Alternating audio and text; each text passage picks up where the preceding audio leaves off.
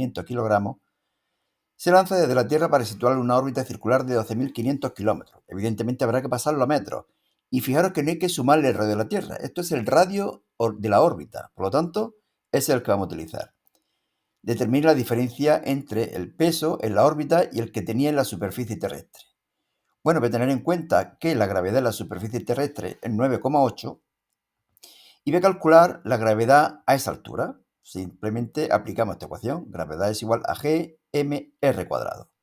Lo conozco todo, sustituyo, calculo y tengo evidentemente un valor inferior, 2,55. La diferencia de peso será el peso en la superficie menos el peso en la órbita, que será menor, evidentemente. mg menos mg, saco factor común la masa, resto las gravedades, multiplico por la masa y obtengo un valor de 10.875 newton. Seguimos. 2. La masa de la Tierra es aproximadamente 81 veces la masa de la Luna. Bien. Y la distancia entre sus centros es 3,84 por 10 elevado a 5 kilómetros, que habrá que pasar a metros, es decir, será 3,84 por 10 elevado a 8 metros. Calcula la energía potencial de un meteorito de 400 kilogramos situado en el punto medio del segmento que une los dos centros. Bueno, la energía potencial es una magnitud escalar y por lo tanto lo único que tenemos que hacer es sumar la energía potencial debido a la Tierra y la energía potencial debida a la Luna. Ahí lo tenemos. Recordar que la energía potencial es menos gm partido r. Bueno, pues hemos sacado factor común menos gm. Y fijaros que aquí lo conozco todo. Bueno, lo conozco casi todo. La masa de la Luna podría calcularla, pero también puedo poner que es 5,98 por 10 elevado a 24 dividido 81. Por lo tanto, he sustituido los valores, calculo y obtengo un valor evidentemente siempre negativo de menos 8,41 por 10 elevado a 8 julios. 3. Un poquito más complicado. Dos cargas eléctricas de 1 microculombio. Fijaros que son las dos positivas. En los puntos 0,2 y 0-2. Aquí tenemos las dos cargas positivas. ¿Qué carga eléctrica debemos colocar en el punto menos 2,0? Es decir, aquí, esta carga es roja, para que el campo eléctrico en el punto 2,0, es decir, aquí, sea nulo. Bueno, lo primero que tengo que tener en cuenta es que los campos eléctricos creados por Q1 y Q2 se alejan de Q1 y Q2, puesto que estas cargas son positivas. Es como si aquí hubiera otra carga positiva. Esta estaría repelida hacia allá y repelida hacia acá. Pero fijaros que estos dos campos eléctricos, sus componentes verticales se van a anular. Por lo tanto, yo lo único que tengo que hacer es calcular su componente horizontal y multiplicarla por 2. Y lo que hacemos aquí. La componente horizontal será igual a K Q1 R1 al cuadrado por coseno de 45. Lo conozco todo, sustituyo, calculo y obtengo un valor de 795,5. Bueno, esta distancia es raíz de 8. Aplicando Pitágoras sería 2 al cuadrado más 2 al cuadrado raíz cuadrada. Me da un valor de 795,5. Multiplico por 2, puesto que hay dos componentes horizontales. Y obtengo un valor de 1.591 newtons por coulomb. Ahora, Q3 debe ser negativa, para que cree un campo eléctrico hacia la izquierda. ¿De acuerdo? Y el módulo de ese campo eléctrico tendrá que ser igual a este de aquí, a 1591. Bueno, pues 1591 será igual a K por el valor absoluto de Q3 dividido R3 al cuadrado. Aquí lo conozco todo, fijaros que la distancia aquí ahora es 4 metros. Lo conozco todo menos Q3, menos el valor absoluto de Q3. Me da un valor de 2,8 por 10 elevado a menos 6 coulombios. Pero ya decimos que tenía que ser negativo. Por lo tanto, saldría un valor de menos 2,8 por 10 elevado a menos 6 coulombios. O lo que es lo mismo, menos 2,8 microcoulombios. 4. Doy los rectilíneos, paralelos y de longitud infinita, estos dos. Están separados a una distancia de 6 centímetros, que habrá que pasar a metros, seguramente, 0,06 metros. La intensidad de la corriente que circula por el primero tiene un valor de 2 amperios. Bien. Y el sentido mostrado en la figura, hacia arriba. En un punto P, este de aquí, situado a una distancia de 3 centímetros de la primera corriente y por lo tanto 9 centímetros de la segunda corriente, y en el mismo plano de la isla, ver figura, el campo magnético total cumple que el campo magnético total es 2/3 del creado por la primera corriente. Por lo tanto, el creado por la segunda corriente será 1/3 del creado por la primera corriente y tendrá sentido contrario. ¿De acuerdo? el campo creado por la segunda corriente tendrá que ser un tercio del campo creado por la primera corriente de signo contrario y por tanto el total será 2/3 del creado por la primera corriente. Parece un trabalengua, pero bueno, pensadlo con detenimiento. B sub 1 sería igual a mu sub 0 y sub 1, 2 pi r sub 1, B sub 2, mu sub 0 y sub 2, 2 pi r sub 2, y sabemos que B sub 2 será igual a un tercio de B sub 1. Bueno, pues aquí empezó a sustituir, calculo, yo tengo un valor de 2 amperios. Pero además, para que el sentido sea contrario, la corriente debe ir hacia abajo. ¿De acuerdo? Tener sentido contrario a I sub 1. Bueno, un poquillo lioso, ¿no? El ejercicio. Seguimos. 5.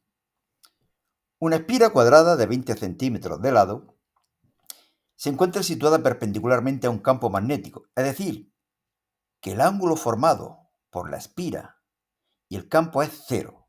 Recordad que el vector superficie es perpendicular a la superficie. Por lo tanto, el ángulo formado por el vector superficie y por el vector campo es 0 grados en este caso. El campo magnético varía de esta forma, 0,2 coseno de 5 pi t. Calcula el valor de la fuerza electromotriz indicada en los instantes en los que el flujo es máximo y en los que se anula. Bueno, la fuerza electromotriz, como hay una sola espira, será igual a menos la derivada del flujo con respecto al tiempo. El flujo es Bs coseno de phi, sustituimos, reagrupamos y obtenemos este valor de aquí. La fuerza electromotriz es 0,39 seno de 5 pi t. El flujo es B por S por el coseno de phi, producto escalar de B por S. Me da un valor de 0,2 por coseno de 5 pi t por pi por 0,2 al cuadrado coseno de 0. Ahora, ¿cuándo va a ser el flujo máximo? Pues cuando 5 pi t valga 0. De esa forma el coseno de 0 vale 1. ¿Eso cuándo ocurre? Cuando t vale 0. El flujo mínimo se dará cuando 5 pi t valga 90 grados, o lo que es lo mismo pi medio radianes. Y eso ocurre cuando t es igual a 0,1 segundo. Flujo máximo, t igual a 0. ¿Cuánto vale la fuerza electromotriz? 0,39 por el seno de 5 pi, y t ¿cuánto valía? 0. Me da 0 voltios. Flujo mínimo, para t igual a 0,1. ¿Cuánto vale la fuerza electromotriz? 0,39 por seno de 5 pi t. ¿Y cuánto vale t? 0,1 segundo. Sustituimos, calculamos y tenemos un valor de 0,39 voltios. Bueno, también un poquitín complicadillo. Pasamos. 6. Una onda transversal se propaga sobre una cuerda en el sentido creciente del eje X. Ese sentido creciente indica que aquí va a haber un signo negativo. ¿De acuerdo? Si fuera hacia la izquierda, habría un signo positivo. Teniendo en cuenta que la distancia mínima entre dos puntos que vibran en oposición de fase es 10 centímetros, por lo tanto, en la misma fase será 20 centímetros, es decir, que la longitud de onda es 20 centímetros o lo que es lo mismo 0,2 metros. Y que la velocidad de vibración del punto X igual a 0, aquí, varía con el tiempo según se muestra en la figura, en unidades del sistema internacional. Es decir, esta sería como cambia la longitud, la velocidad del punto en X igual a 0 para diferentes tiempos. A medida que va avanzando el tiempo, la velocidad máxima llega a un mínimo, 0, máxima, 0, mínima, etc. ¿Qué podemos decir de aquí? Que si la velocidad inicial es máxima y es positiva, el punto se encuentra en la posición de equilibrio y está subiendo hacia arriba. Es decir, que el de fase inicial, la fase inicial es 0 grados, como demostramos aquí. Bueno, el periodo es 0,25 segundos, es decir, ¿cuándo se repite la velocidad y por lo tanto la onda? ¿Cuándo ocurre esto de aquí? 0,1, 0,2, 0,25 segundos. Esta es la ecuación que nos pide. La velocidad es la derivada de la elongación con respecto al tiempo, a omega coseno de omega t menos kx más phi sub 0. La velocidad máxima, que es 0,5, fijaros, tardé un poco de tiempo en darme cuenta, porque había puesto aquí 0,5. Bueno, estos son 50, pero son 50 centímetros por segundo, o lo que es lo mismo 0,5 metros por segundo. Si es máxima, valdrá a por omega. Bien, esta ecuación me va a servir para más adelante. Omega 2pi partido t lo conozco todo, 8pi. K 2pi partido lambda lo conozco todo, 10pi. A, ahora aquí, lo despejo de aquí. Velocidad máxima partido omega. Ya conozco omega y por lo tanto puedo calcular cuánto es la amplitud. 0,02 metros o lo que es lo mismo 2 centímetros. Y lo que decía, La velocidad para x igual a 0 y t igual a 0 es la velocidad máxima y es positiva. Por lo tanto, coseno de 0 menos 0 más phi sub 0 es 1, puesto que la velocidad es máxima. ¿Por qué 0 y 0? Porque el tiempo vale 0 y x vale 0. Por lo tanto, phi sub 0 va a valer 0 radianes. Y ya lo conozco todo. La elongación será igual a seno de omega t menos kx más phi sub 0, que es 0. Bueno, y así. Seguimos. Aquí es donde cometí el error. Me lo ha avisado o me ha advertido un compañero vuestro, creo que es compañero vuestro. Creo que se llama Javi, creo. Pero bueno, muchas gracias a él y desde luego a todos los que veis el canal y también a los que participáis en el canal con vuestras sugerencias, diciéndome que hay un error, en fin, con todo lo que estiméis oportuno. Dice, calcule la diferencia entre los niveles de intensidad sonora, es decir, entre beta sub 1 y beta sub 2, que perciben dos espectadores que escuchan a un cantante en un concierto, sabiendo que la distancia de uno de ellos al cantante es 4 veces mayor que la del otro. Bueno, sabemos que beta, la sonoridad es igual a 10 logaritmos de i partido su 0, y también sabemos que i es igual a p partido superficie, potencia partido superficie, o lo que es lo mismo, potencia partido 4pi r cuadrado. I sub 1 será igual a potencia 4pi r sub 1 al cuadrado, e I sub 2 será potencia 4pi r sub 2 al cuadrado, pero r sub 2 es 4r sub 1. Y potencia 4pi r sub 1 al cuadrado es I sub 1. Y yo había puesto aquí 1 dividido 4 por I sub 1. No 1 dividido 4, es 4 al cuadrado. Será por lo tanto 1 dividido 16. Bueno, pues beta sub 1 menos beta sub 2 será igual a 10 logaritmo de I sub 1 partido I sub 0 menos 10 logaritmo de I sub 2 partido I sub 0. Sacamos factor común 10 y en vez de poner I sub 2 pongo I sub 1 partido 16. Yo antes había puesto partido 4. Bueno, aquí operamos, se van cosas y me queda 12 decibelios, mientras que de la otra forma me quedaban 6 decibelios. Seguimos. Bueno, vamos a darle caña a esto. Un rayo de luz de frecuencia 5,2 por 10 elevado a 14 Hz incide desde el agua sobre la superficie de separación agua-aire, formando un ángulo de 60 grados respecto a la superficie. Si esto es 60 grados, esto será 30 grados con respecto a lo normal. Determina la longitud de onda del rayo en cada uno de los medios y el ángulo que forman entre sí el rayo reflejado y refractado. El radio reflejado, evidentemente, formará también 60 grados con la superficie. Vamos a calcular este ángulo aplicando la segunda ley de Snell. La aplicamos y obtenemos un valor de 41,7. Si esto es 41,7, hasta 90 me quedarán 48,3. Le sumo los 60 y me dan 108,3. Longitud de onda, la sacamos de aquí. Velocidad es igual a lambda partido f, pero también sabemos que v es igual a c partido n. Por lo tanto, lambda por f es igual a c partido n, despejo lambda. Lo conozco todo en el aire y lo conozco todo en el agua. Calculamos y listo papeles. 9. Un objeto luminoso está situado a 6 centímetros de una pantalla, no de la lente. Entre ambos se coloca una lente que produce sobre la pantalla una imagen 3 veces mayor que el objeto. Evidentemente, la lente no puede ser divergente, puesto que las lentes divergentes siempre crean imágenes virtuales que no se pueden proyectar sobre una pantalla. Calcule la distancia focal de la lente. Bueno, la distancia a la izquierda de la lente es negativa, por lo tanto, S menos S, mejor dicho, S' menos S es igual a 6 metros. Fijaros que S es negativo, este menos, y el negativo me daría positivo. S' más S sería 6 metros. La lente debe ser convergente, ya que la imagen es obtenida, bueno, lo que hemos dicho antes. Y la imagen debe ser invertida, por lo que I' partido I será igual a menos 3.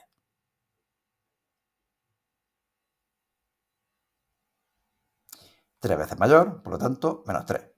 Bueno, pues I' partido I, que será S' partido S menos 3, por lo tanto S' es igual a menos 3. También sabemos que S menos S' menos S es igual a 6.